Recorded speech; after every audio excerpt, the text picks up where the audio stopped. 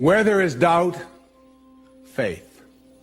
How can I bring faith to the presence of doubt? Rabindranath Tagore, the great Indian poet, once said that faith is the sound that the songbird makes before the dawn. Before the dawn. The songbird has got incredible faith. He knows the dawn is coming.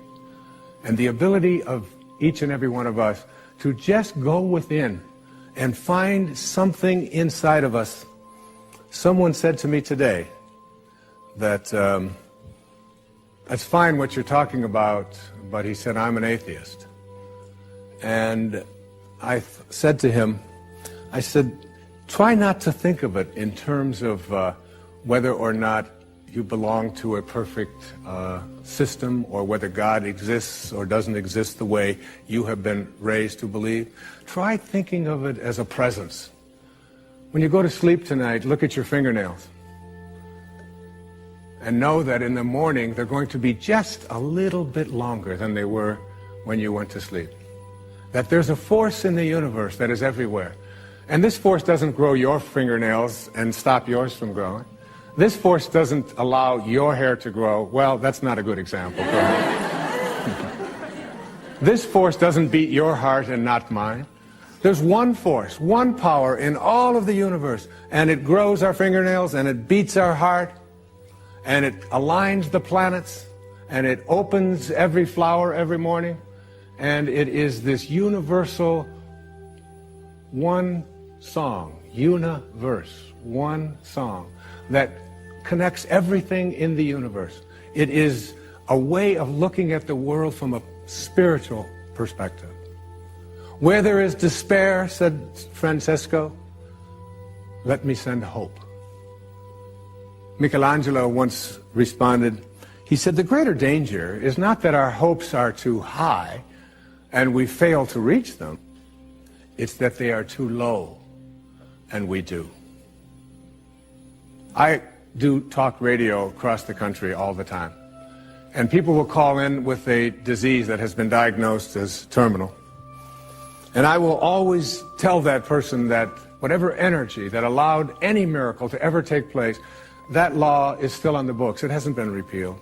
Go to that place. Go to that place within you, that quiet place where you have an awareness that you can commune and reconnect to your source. And go there and be at peace. Find that inner joy, that inner island, that inner Tahiti that Melville described, that allows you to know that I am not going to have despair. I'm going to have hope. Where there is darkness, light. And I've spoken already about this whole metaphor of darkness and light. One of the most beautiful quotes from Ralph Waldo Emerson, Ralph, who sat right there, he said, there is no object so foul that intense light will not make it beautiful. And so often our thoughts are of darkness. So often at night, sometimes people they'll lie in their bed and they won't have any light in the room, and their minds will go into all of the fears and all of their worries and all of the stress. And I tell people, turn the light on. Bring light, literally bring light to that presence. Because in the daytime, when the sun is out, when you're out in the light, things just don't seem the same as they do in the darkness, do they? And it's that light, the bringing light to the presence of darkness. Light is a higher and a faster energy. Bring that energy to the presence of that lower and slower energy called darkness. And it is nullified. It can't survive, nor can hate, nor can anger. Perfect love, it says in the scriptures, perfect love casteth out all fear. Fear cannot exist in the presence of love. And sadness cannot exist in the presence of joy.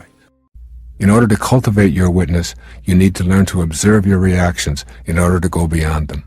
It is the going beyond that is the crux of the sacred quest. There are many ways that you can use the observation process. Here are a couple of them that are very important. The first is observing your body. This is one of the areas of being the witness that most of us have practiced somewhat. In general, we allow our body to function without interference. We are aware that there is the body and that there is a ghost in the machine, if you will. For as long as you can remember, you have been observing this phenomenon of a body. It is also true that you know that the entity that is doing the observing is removed in some dramatic way from that which it is witnessing. As you are listening to these words, you are allowing your body to act out its destiny without your meddling. You are not busy beating your heart or filling your lungs or oxygenating your blood supply or circulating your vital fluids. You allow your body to operate itself, and you allow another part of you to know the way of being the divine, quiet, non-interfering observer. This way has served you well. By just observing your body and detaching yourself from its functioning, it works as perfectly as it was ordained to. If you were constantly monitoring and attempting to control your bodily functions, you would be unduly attached to its outcome, and you would inhibit its natural functions. The times in your life when you worry or interfere with the natural functions of your body are the times when you find it breaking down. Feed your body the wrong foods, and it will respond with lethargy and disease. Fail to exercise it, and it will become overweight and groggy. Ignore its needs for fresh air and healthy environment, and it will fall into disrepair. Feed it narcotic substances or artificial drugs, and it will react with violent symptoms. When your body is in any state of disrepair, from being overweight to having back pains or nervousness or influenza or cancer, or anything that is not the way of perfect health that your body knows at the cellular and genetic levels, then you are being called back to the position of loving witness. The second way of observing is called observing your mind. Your mind is filled with thousands of thoughts every day. They come and they go like trains in a terminal. One enters, another takes its place, one exits, and along comes another. First, you want to watch your thoughts. Then you want to watch yourself watching your thoughts. Here is the door to the inner space where, free from all thoughts, you experience the bliss and the freedom that transport you directly to your higher self. The simple exercise of watching your mind manufacturing its thoughts will eventually cause unwanted, unnecessary, erroneous thoughts to dissolve. In the process of cultivating the witness, you learn to quiet your mind, to take inventory, and dispose of or reassign thoughts that generate self-defeating or ego-centered responses. In this simple process, you also come to know your spiritual self. Ego-generated thoughts play a huge role in creating the world that the ego wishes to create. Each of my thoughts seem to demand it be considered the most important. Troubles begin with a thought that you put into your mind and allow to fester to the point of anxiety. The anxiety begins to manifest in your life in physically destructive ways, which we call things like arthritis, high blood pressure, and career cardiacs. The loving, non-judgmental energy received from the observer or the witness will allow these thoughts to flow in and out as naturally as the ocean tides. Tides in, tides out. Thoughts in, thoughts out. You will learn to be a witness to your thoughts in the same way that you observe the tide. And the process will cleanse and redistribute and remove thoughts in much the same way as the driftwood on the beach. What remains is generally quite pleasing. Witnessing your thoughts will take some practice. With proficiency comes wonder and delight. Trauma is dissolved in the thinking stage and prevented from manifesting into your everyday world. Begin to notice the noticer. As you take note of your worlds, both inner and outer, begin to familiarize yourself with the noticer who is behind that which is being noticed. If you do this several times each day, you will begin to see that you are much more than just a body and mind going through the program motions of your life. Your realization of your true self as the witness behind that which is being witnessed will bring you a new dimension of creativity and bliss. Try on this exercise. Think of something that has been bothering you for a long period of time. Now go to a quiet place and close your eyes. Just see the problem surfacing on the blank screen in your consciousness. Notice all aspects of the problem, what it looks like, when it shows up, what you feel when it is on your mind, the pain and the fear that you have when it is present, how you have dealt with it unsuccessfully in the past. Think of everything that you can which is related to the problem. Then, detach yourself in your mind from the problem. Just allow it to sit there on the screen of your mind. Look at it from the viewpoint of the compassionate witness who just non-judgmentally notices the screen. Watch it like a movie, allowing it to change in whatever way it does. Just observe it with loving permission for it to do whatever it wants to do. You will see it change and fade in and out of awareness. With each change or movement on the screen, remain in the caring witness mode of knowing the energy will do what it will and will also be accompanied by the loving energy from the witness. Often, just this act of observation will result in a feeling of the problem having dissipated. If that happens, observe that also from the position of caring observer. I once practiced this act of observation when I was injured and unable to play tennis. I reacted at first to the pain in my foot with statements like, "This injury is keeping me from doing what I want to do and I'm really upset about it." I found that no matter what I tried, the pain persisted, and I was unable to pivot and consequently had to discontinue an activity that I loved. I then took the witness stance. I no longer saw myself as having an injury. I attributed the pain only to my body and not to me. I witnessed the entire thing and merely watched it. I lovingly witnessed the pain, the way it showed up, my feelings of frustration about it, the color of the swelling, everything. But I refused to think of it as mine. It was only my body's problem. The very same day that I did this, the entire discomfort disappeared. I mean, it was gone from my body. I had put my attention on what was occurring and detached myself from it. And in what seemed like a few hours, I no longer had the pain and I was playing tennis as if I had never experienced any injury at all. In order to know the benefit of witnessing, you will have to banish the doubt about this as something that will work for you. Remember, you have been conditioned to believe that your body is the essence of your humanity. You've been taught to tackle problems with your physical and intellectual apparatus, not your higher self. Practice new self-talk sentences to replace your old identification with your physical body. I am that which owns this body. I am not the body itself. I can't be reached if you come to me with hatred or anger. I cannot worry when I refuse to be the worrier and simply observe that worrier and the worries. Self-talk sentences will keep you centered on your spiritual domain. You will find that many things that you worried about or experienced in a negative fashion are slowly beginning to diminish from your life. Let's go for a moment to our dream. And just assume that we're going to have a dream. We're in bed. And let me ask you this question. This is a question I like to ask for you to just contemplate, one of those sort of cones.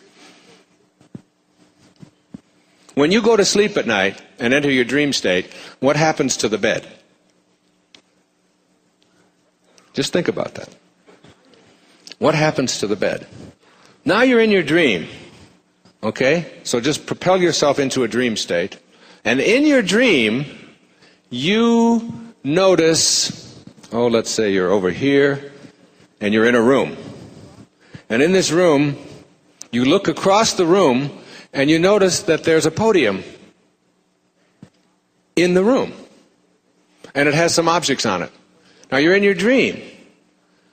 So in the state of dream consciousness, you say to yourself, I would like to examine that podium more closely. How do you do it in your dream? How do you examine it more closely in your dream state? Do you get out of bed? Is there a bed? Now, we're talking about 1/3 of your life here, folks, okay? 1/3 of your life. As Lao Tzu said, I went to sleep and dreamt that I was a butterfly. Then I woke up, and now I don't know. Am I a man who dreamt he was a butterfly, or am I a butterfly who's dreaming that he's a man? So in your dream state, do you get up out of bed, keep it right over there, say, excuse me, honey, wait, get out, and walk over and say, there's a galley of a new book, and there's a pen here, and there's a glass of water, I think I'll have a drink of that. There's a microphone stand, there's things. Do you do that? No, you don't do that. Because you enter your dream without any doubt.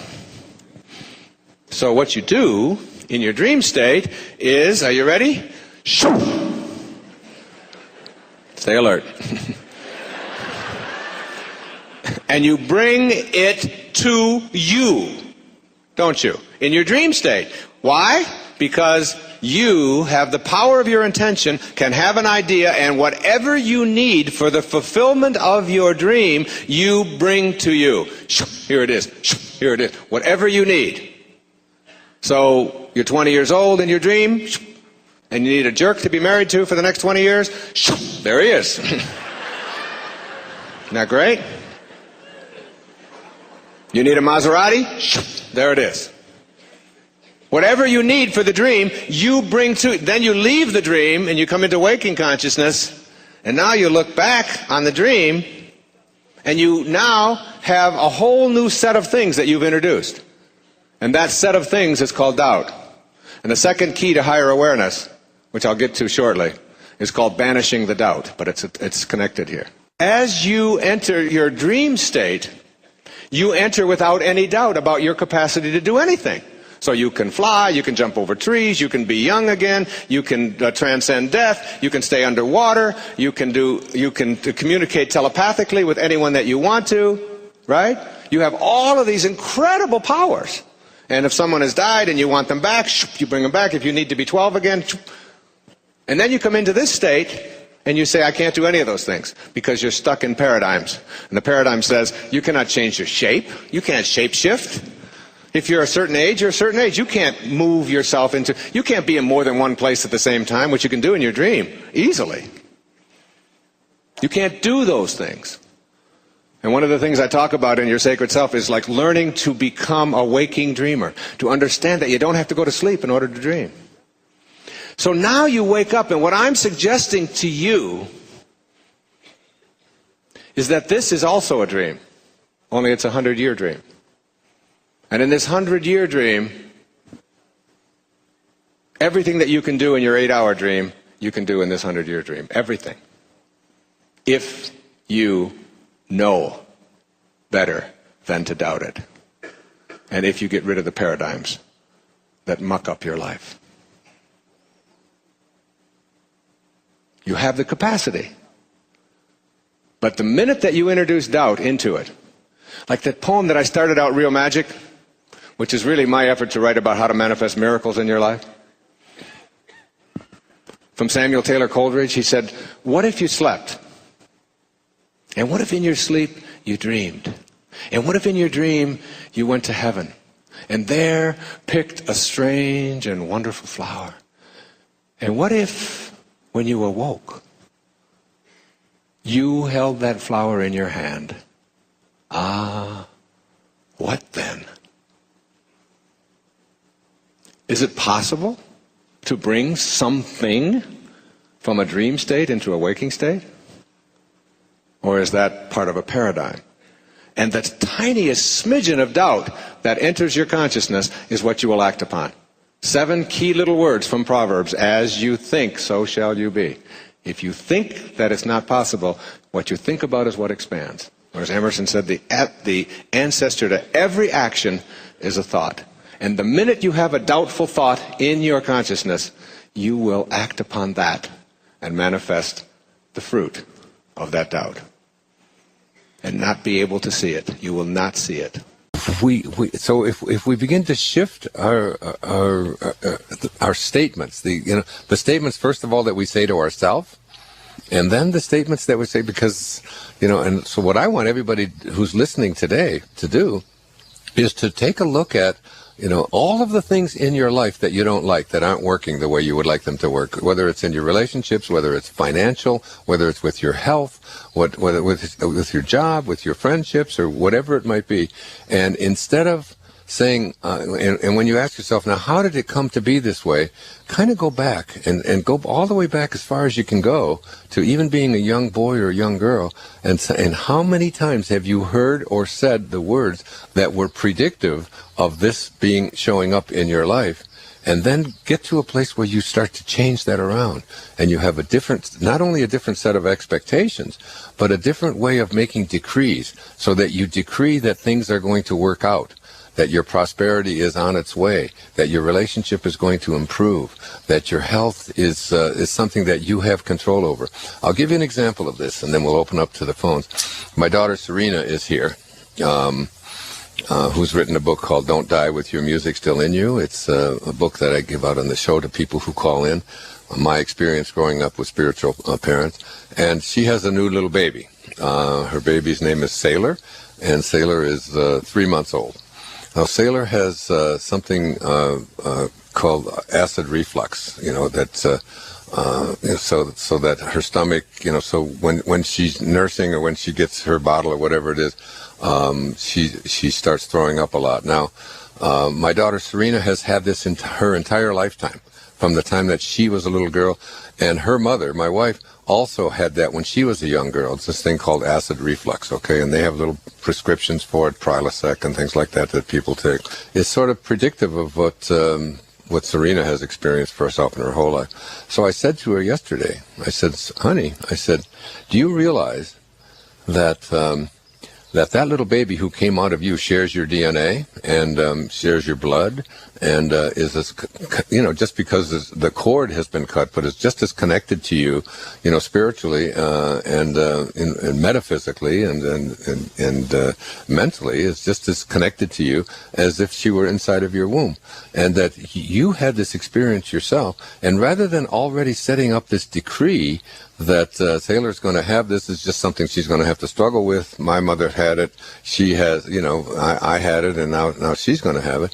I said, you have the capacity to communicate with her and begin to program into her subconscious mind from the time that and every time you look at her and see her, she can, when you look at her, she looks at you different than anybody else because you're her mother, and she looks into your eyes and all that. And instead of telling her that you have acid reflux and I'm really sorry, I'm going to give you more milk than you need and you're going to have this for a lifetime, I said, you have the power to heal this, to put your hand on her stomach and on her throat. And when she's taking this, instead of convincing yourself that this child is going to have this for a lifetime, I want you to begin to just say to yourself, I can heal this for you, honey, and talk to her like this. And I put my hand on her stomach and I said, you're such a sweet baby, and you don't have to have this throwing up stuff, and you don't have anything called acid reflux. You're perfectly healthy. You're a divine creation. You are perfect. Mommy's going to be here for you and show you exactly how to deal with this, and start programming her subconscious mind right now, so that when words do begin to develop within her, and she speaks first in words and then in sentences, what you're going to say is that you don't have this. This is just this is just a minor little obstacle, and it's not anything that's going to dominate your life. And and read your sister's book, Goodbye Bumps, because she was able to do the very same thing by shifting her consciousness around.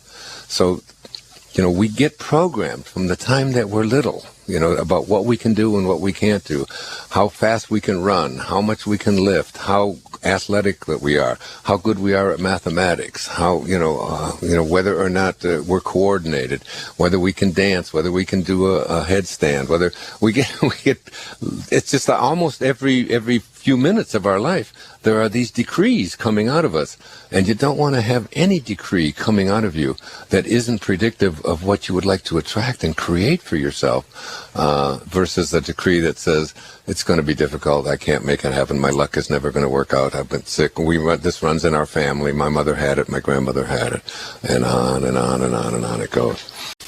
Now you will hear about 3 energy fields and ways of keeping them uncontaminated. The first energy field is your immediate energy body, which I also refer to as etheric or faster.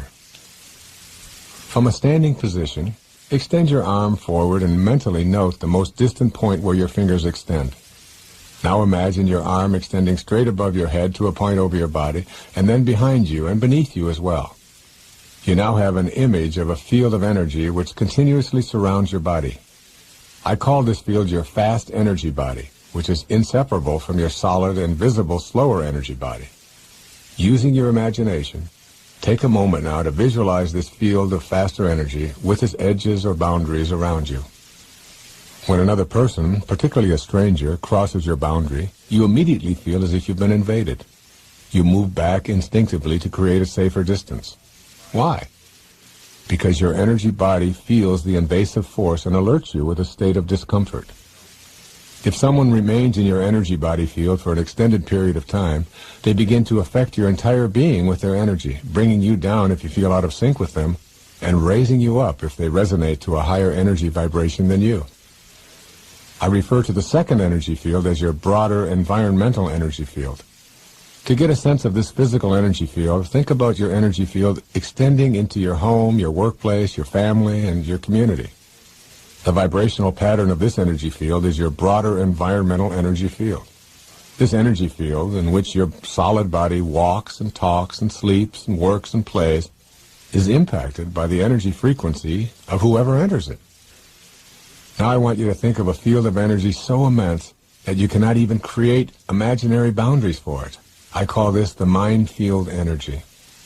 Your thoughts and the thoughts of others interact in your mind field in such a way as to raise or lower your frequency of vibration.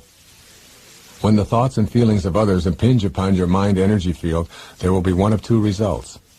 Either your energy field will be increased, as is said to have happened when Buddha and Jesus entered a village. Just their presence in the village and nothing more would raise the consciousness of those around them. Or your energy field will be decreased and consequently become contaminated. The way others think and how they radiate out their thought energy can impact you. But it is not only people who impact your energy fields. Noise levels, air quality, food purity, all touch and affect your fields of energy.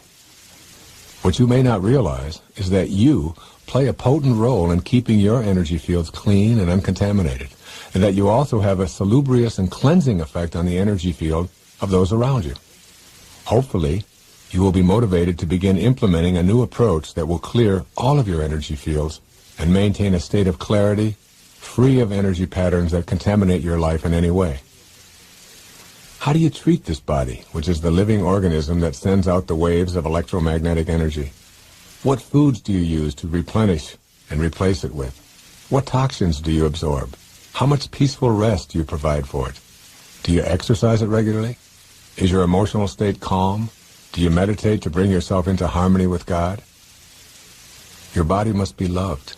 It is your home and must be cleansed of all junk. Your body is not your enemy. You do not need to get free of your body in order to access spiritual guidance. This perfectly functioning machine called your body knows what is needed, where it is needed, and how to prioritize those needs in times of crisis. You control this marvelously complex instrument that is your home through your thoughts.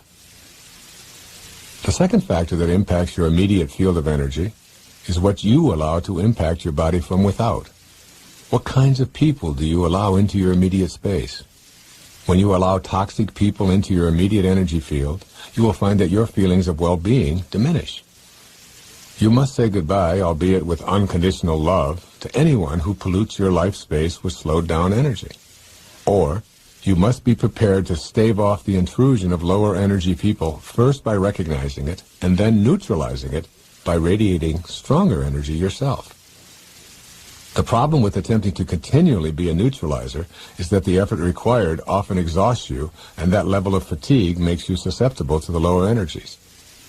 If someone brings anxiety, shame, depression, fear, whining, complaining, apathy, stress, worry, anger, guilt, or any of the multitude of what I call lower energy patterns, they are inviting you to join in their misery and load your life up with the problems that they live with every day. Resolve to remove yourself from any toxicity that threatens the purity of your life space. When you feel yourself being breached, take immediate action, first by recognizing what is happening, and then moving in counteraction. Consciously send out thoughts of kindness and love. Remove yourself in a conflict-free way from the invading energetic forces. Anyone who you allow to be a regular visitor in your body energy field must come with love, peace, and the higher spiritual energies. The closer you come to being in a dynamic state of grace in your thoughts and refusing to be in the fields of those who are projecting lower energy thoughts, the closer you come to being in God's mind field. You may believe that the opposite of love is hate. I do not see these two emotions as opposites. In fact, love and hate are often closely aligned. To me, the opposite of love is fear. When you have fear, you do not have love. Ego uses fear as a way to keep authentic love out of your life. When love is not present in your life, you have succumbed to ego and allowed fear in where love could be. You have allowed ego to replace God. Learning to experience authentic love means abandoning ego's insistence that you have much to fear and that you are in an unfriendly world. This begins with an assessment of your reluctance to embrace love. If you are not experiencing love in your life right now, it is because you are in some way afraid. You need to examine your fears with honesty and with love. When you do, you will transform your fears into love.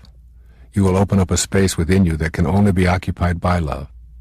In this space you are on purpose, walking the way of the sacred self. But first, you must see how you substitute fear for love. Your ego steadfastly promotes fear because it fears authentic love itself. This false self helps you convince yourself that you are in some way incomplete. That is the source of all fear. Afraid of having your emptiness, your incompleteness exposed, you expend a lot of energy creating a false image of happiness. The fear about exposing the emptiness keeps you seeking relationships that ego tells you will satisfy the longing within you. What happens is that you enter a relationship starved for the love that is your higher self. Your inner hunger is masked, pretending to be something else. No wonder so many people repeatedly think they have found love and repeatedly declare they've lost it. How different it is when you can notice the inner emptiness and think, what's not to like? This longing is part of being human and knowing love. Then you will let ego know that fear is not your choice. Love is your choice. Just imagine how our system might be if people knew they were already complete. What would you need to purchase? What would you need to have to own? Who would you have to impress? Who would you need to have on your arm? The answers give you an idea of how much we rely on the fear that we are incomplete and unacceptable as we are, and how unaware we are of our divine connection. The fear that is a substitute for love is simply a fear of being unacceptable. Virtually all fears can be traced directly back to self-esteem. If you love yourself, you will be able to transform your fears with love rather than allow them to direct your life. If you have an inner feeling of being complete and whole, knowing the loving presence that is there, then fear becomes a loving invitation to know more or to change something in your life. Fear will no longer threaten you as it did when you were unacquainted with your higher self. The inability to rely on the love that is our very essence shows up in many forms. Your ego wants you to believe that you are unacceptable and will gleefully assist you in creating an image to prove that it is so. Manifestations like obesity and personal slovenliness and eating disorders often are the fear-based projection of yourself. Ego can influence you to shun all efforts to be loved by others by refusing to allow the risk of an intimate encounter or the development of an intimate relationship. Ego often makes you selfishly pursue your own goals at others' expenses. You engage in perpetual conversation about yourself. We often use economic, social, and other types of excuses to defend behavior that does not extend love. For instance, you might excuse unloving or inconsiderate behavior because it's only my job, or because everyone else does it. Expressions of disgust or rudeness towards others are based on ego. They are heard in stores, on freeways, in offices, at airports, in restaurants, any place you are in your daily life. These are some of the common expressions of a fear-based ego struggling to keep you away from the experience of love that is your true essence. Before you begin to change these behaviors and thought patterns, you need to examine the payoffs. What is some part of you receiving as a payoff for listening intently to ego? Your ego works for its living. Its payoff is not money, but just in keeping alive. Your ego is not open to making contact with God because it would be immediately put out of business. Your ego is in direct conflict with your true purpose for being there. You are here to give and receive love. Your ego protects you from that vision by keeping you in a belief system that declares you are separate and special. By hanging on to the fears of your insufficiency, you can avoid taking any risks. As long as you have self-doubt and all of its attendant fears, you are guaranteed to stay in servitude to your false self. Your ego thrives on guilt.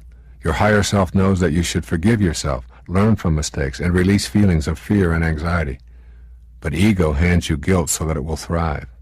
Guilt is the inner fear that you should pay a price for any and all mistakes you have committed in your life. Thus the ego convinces you that you must feel guilty, and it keeps you removed from your true spirit. Your ego doesn't reject love. The polite background ego voice whispers that love is a high ideal, but one that is loaded with danger.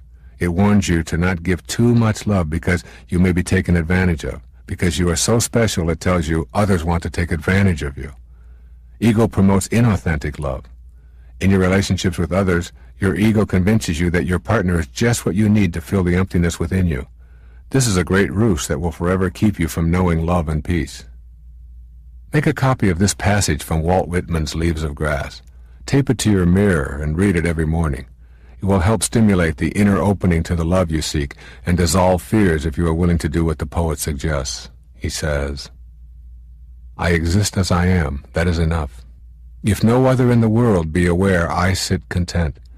And if each and all be aware, I sit content. One world is aware, and by far the largest to me, and that is myself. And whether I come to my own today or in 10,000 or 10 million years, I can cheerfully take it now, or with equal cheerfulness, I can wait.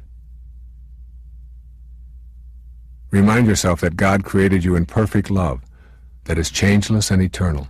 As you recognize and affirm this aloud each day, you will lose your fear of inadequacy and incompleteness. Constantly recalling the affirmation of being a creation of God beyond the world of the manifest will chase the fears away. Forgive yourself and welcome love back into your life.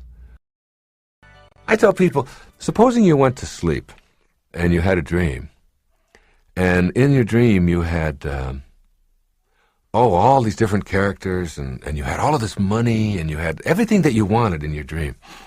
And then you woke up. And then you look back at your dream, and you became attached to the stuff that you had in your dream. And you said, wait a minute, I want that. There was gold in there. There was silver. There was all of these friends. I had a Ferrari there. I mean, all of this. I got to have that. Somebody would come away and cart you off and put you in a rubber room and say, that was a dream. You can't be attached to that. That's just a thought that you have. That's the way you got to view life. Instead of it being an 8-hour dream, it's an 80-year dream or a 90-year dream. And at the end of the dream, you don't want to be looking back at all of the stuff that you wish you could still have, because you can't have it. You don't get any of that. So you try to detach yourself now, while you're here, while you're alive, from the need to have that stuff. Instead, you just let it sort of all flow. As absurd as it would be for you to be attached to the stuff that you had in your dream, it's that absurd for you to be attached to the stuff that you're having in this dream. You have to die while you're alive. Now, that's a very hard concept for people to get. But you have to experience your own death while you're alive. Let me tell you a story. It's a wonderful story. It's an old, ancient story. I'll paraphrase it. There was a hunter who lived in India, and he would go to Africa every 2 years, and he would bring back animals and prizes and things like that. Well, one year he took off and he went to the jungle, and he discovered this large enclave inside the jungle, and it was filled with beautiful parrots, beautiful birds, multicolored, and they all talked, and he couldn't get over it. And he put a net out over one of the trees, and he captured one of the parrots. And he put the parrot in a cage. And he brought the parrot back to be with him in India as his pet. And he fed the parrot sunflower seeds, and he fed him rice, and he took wonderful care of him. He was very good, kept him in the cage. 2 years went by, and he talked to the parrot every day. And he said to the parrot, I'm now going back to Africa. Is there anything you would like me to say to your friends back there in the jungle when I'm back there? The parrot said, yes. Tell them that I'm very happy in my cage. Tell them that I am joyful and that I love being in my cage here with you. Just tell them that. The hunter went back to Africa. He went back to the place in the jungle where he had been 2 years before. And he told the story. He said, your friend that I took back has a message for you. And the message is that he is happy in his cage, that he is joyful with me, and that he has no regrets. At the instant of hearing that, a bird on one of the branches keeled over and dropped dead. Dropped dead, stiff. The hunter assumed that he was just filled with sorrow at hearing of what had happened to his friend. So he went back to India, and he told his parrot what had happened. He said, I went back and I did just as you said. And I told them all of that. And at the moment that I told it, apparently one of the parrots was so upset that he'd missed you so much that he just dropped dead. And at the instant that that happened, the parrot in the cage keeled over, dead. His legs went straight up in the air, and he went stiff. The hunter was beside himself. He couldn't figure out how could this happen. And he took the dead parrot out of the cage, opened it up, and threw it out on the woodpile. The instant that the parrot landed on the woodpile, he flew up to the branch. And the hunter said, "You tricked me. What is this? I thought you were dead." And the parrot said, "My friend was sending me a message. He told me, by his actions, that in order for you to escape from your cage, you must die while you're alive." Okay, now that's an old story. That's an ancient story that's been told over the years. What does it mean? I mean, don't you see that this is a cage? That the whole planet is a cage? If you can just stand back far enough and see that we're still restricted by the limitations placed on us as human beings. We're stuck here, or maybe in our homes, or in wherever we are. We're all in cages. And even though we have more room to manipulate, we may even have a whole planet, we're still sort of in cages. Now, how do you escape from the cage that you're in? You have to die while you're alive. You have to literally experience your own death. All of us have to. All of us are going to die. So why not experience it in advance? And see yourself out of your body, gone, but able to look back at what's going on now. Just like the dream, where you have the dream and you have everything you want, but you're able to look back at it.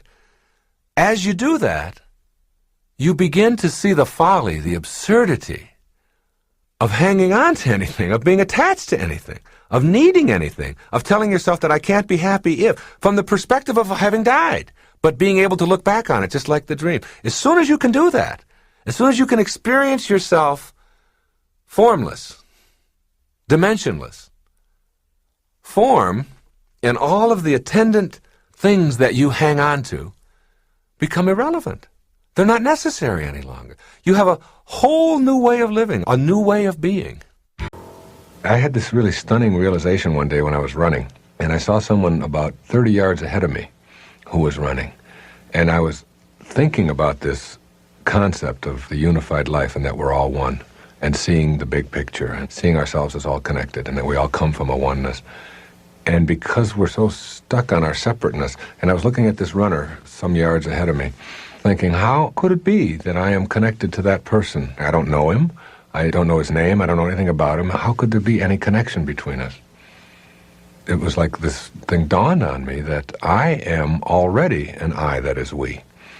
In other words, I have many different life forms on me. In my eyelids, I have thousands of bacteria. In my pancreas, in my ears, and all over me, I have like thousands of these different life forms. And yet I think of myself as a singular unit, but I am made up of a lot of life, a lot of stuff that is alive. So if you can get back far enough, again, it's always a question of perspective. If you could leave Earth plane, and you can only do that in thought, and look down and try to see humanity, you would really see one body. I mean, if you could get away far enough, you would see, and it would look, as you get closer and closer and closer, just like as you get closer and closer with a microscope, into a raindrop. A raindrop looks like a raindrop until you start examining it closer and closer and closer, and then you see whole universes within one section of it that have never even had any contact with the other section of it. And so, well, that's the perspective you have to get on us all being connected. We only see it from this very tiny perspective. Now, how you can apply this in your life is just to remind yourself that just because there's a distance between you and somebody else doesn't mean that there's not a connection. That's the beauty of thought again. It wasn't, an hour ago that someone here at the studio said something to me about her father. And I said to her, well, get me your father's address and I'll send him a copy of one of my books. And she said, oh, he would really like that. And then she started talking about her aunt. And she was doing like a little imitation, and it was really funny. And she said, oh, my aunt just loves you, and she lives down in Florida. She said, she loves you. And I said, well, get me her address, and I'll send her one, too. I'd be happy to. And she didn't say anything at that moment. But then as she came to go to lunch with us, she said, you're not going to believe this, but my father called right after I talked to you, and he gave me my aunt's address, which I didn't have before. And she said, isn't that a coincidence? And I said, that isn't any more of a coincidence than that we've been talking about this very thing right here for the last several hours here in the studio in Chicago today. That there is a connection. and that you'll see it when you believe it. And all I suggest to you is that you try it. If you pull into a gas station and somebody is right up ahead of you, and they're parked in a place where you think you should be, and if they were only up at the pump a little further away, then you would be able to be happy and they would be able to be happy. Don't tell yourself that. See them as being exactly where they are, that you're connected to them, and treat them that way, so that you don't treat them with anger. You accept it. It's always acceptance. It's openness and acceptance. What you do is you just pull up in front of them and back your car up a little bit and use that pump. Don't treat that person as if they were separate from you. Treat them as if they were a part of you, because they are. It's just that you can't see the perspective. You will be able to see that perspective. You'll get that when you leave this form that you're so attached to and go into another dimension. You'll see all of humanity as one. You are one of the pieces of this puzzle called humanity. And if you are missing from it, or if you're incomplete, or if you're not in harmony, then you make all of humanity incomplete. And that's exactly how important you are as a person. And if you just start thinking like that, that everybody out there that you run into is somehow, in some way, connected to you, you stop being antagonistic toward them, because you know that if you got antagonistic toward the microbes that live inside the lining of your large intestine and just didn't want them there and said, oh, I'm going to do everything I can to get them out of there, that would kill you. You literally need that life, that I, that is we, the self-contained unit that is comprised of all of life. You have to have all of that. It's equally true on a different level for all of humanity. And you start seeing everybody like that. And before long, you'll start seeing the connections. They'll start being there, but only when you believe it. Do you know your past? Do you know where it is? It's only where you think. Do you know that every relationship you have, close your eyes, just close your eyes. Just close them. Okay, where's your husband?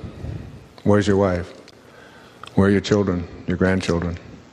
Where's your ex-spouse? They're all in your mind. Open your eyes. Now they're gone. Close your eyes. There they are again. They're just in your mind. You carry your relationships around in your mind.